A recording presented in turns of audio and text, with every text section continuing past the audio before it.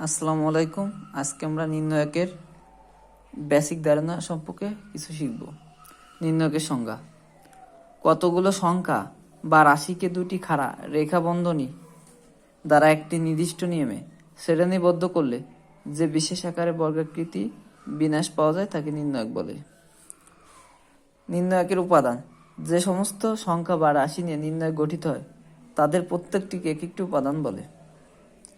সারি: নির্ণায়কের সংখ্যাগুলিকে অনুভূমিক রেখা বরাবর সাজানো হলে তাকে সারি বলে। নির্ণায়কের কলাম: নির্ণায়কের সংখ্যাগুলিকে উলম্ব বরাবর সাজানো হলে তাকে কলাম বলে। দ্বিতীয় পর্যায়ের নির্ণায়ক কাকে বলে? যে নির্ণায়কের দুটি সারি ও দুটি কলাম রয়েছে তাকে দ্বিতীয় পর্যায়ের নির্ণায়ক বলে। তৃতীয় পর্যায়ের নির্ণায়ক: যে নির্ণায়কের তিনটি সারি ও তিনটি কলাম রয়েছে তাকে তৃতীয় পর্যায়ের নির্ণায়ক বলে। অনুরাশি কাকে বলে?